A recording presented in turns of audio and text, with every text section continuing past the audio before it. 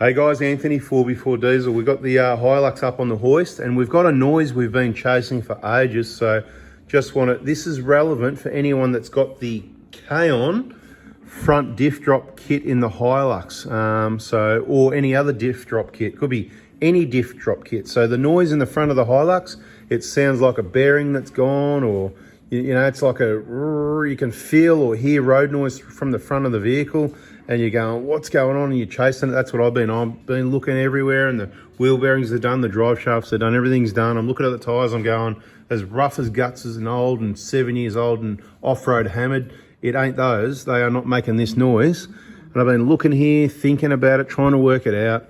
Anyway, I just decided to stick my head up in here. So what I'm going to do is show you what it is, right, straight away. Right, can you see that there, right in the middle of the picture? So what I'm going to try and do, I think I'll focus on the right spot. I can't see sort of where the camera is at the moment, so I'm going to take a guess that we're okay. So what's happened is the diff drops down, and obviously that bracket comes down with the diff and it's hitting on the steering rack. So now, whatever road noise vibration you get through the diff, which can be obviously minimal if it's in good condition, it could be noisier if someone's on the way out, but the point is there's a lot of moving parts, rumbling and whatever, and that is not meant to come through on the body of the vehicle. And because the diff is sitting now on the steering rack, and the steering rack's bolted to the body of the vehicle, and the steering rack's connected to the steering wheel, so we're hearing things, and we're hearing things that there's a reason why we're hearing things, right? So I could be wrong about this. So what I'm going to do is just put this short little video for you in case. I'll just doing a bit of a thing, and then we're going to make a modification. What I'm going to try and do is bend that bracket up, right? So this bracket, I haven't even, to be honest, look what it is. What is that? Looks like something to do with that. I really can't see because I've got a camera in the way at the moment, but gotta bend that bracket up slightly to get some clearance. Quite clearly you can see where it's been, you can see that, can't you, where it's been rubbing, whatever. I might even see more if I have a look at my own video, but right about the middle of the picture.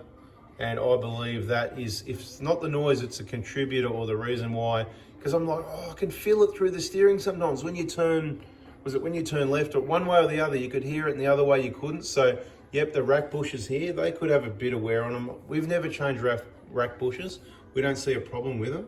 Maybe we just need to tighten them up a little bit, right? So that bolt there you also get to from underneath here. You got to get the bash plate off, right? Down under here, go straight through, up there, right? Somewhere up under here anyway, you know where it is. Right, so you don't try and get in there and tighten the nut. You tighten the bolt from the bottom. I don't think we're going to be changing the rack bushes, but we might be just tightening those up a bit, because obviously that allows a bit of movement. So when you turn, that puts that, those parts rubbing together. Anyway, short video, hopefully that helps you. Catch I could be wrong, but I thought K-On might want to know about that as well. So I'll send them this video first. And then anybody else, we can then forward it on to anyone else, and they can make the little modification, adjust that bracket a little bit. It's called a rework, not a bend it and break it off. A rework, gently rework it to a position so that it works.